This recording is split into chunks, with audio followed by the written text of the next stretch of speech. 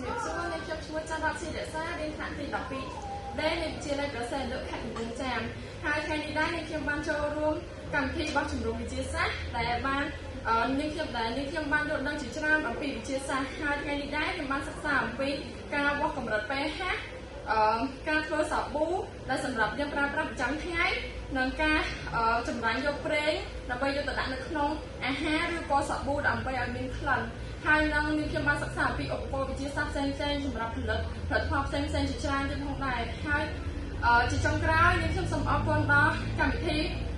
បោះជំរំវិទ្យាសាស្ត្រដែលបានផ្ដល់ឱកាសឲ្យនេះខ្ញុំបានចូលរួមនៅក្នុងកម្មវិធីនេះហើយដើម្បីឲ្យខ្ញុំយល់ដឹងកាន់តែច្រើនអំពីវិទ្យាសាស្ត្រនិងកាន់តែស្រឡាញ់វិស័យវិទ្យាសាស្ត្រហើយ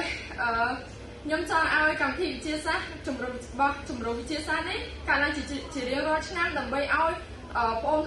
ងប្អូនជាច្រើនទៀតបានយល់ដឹងអំពីវិទ្យាសាស្ត្រកាន់តែច្បាស់ជាក្រុមការខ្ញុំសូមអរគុណ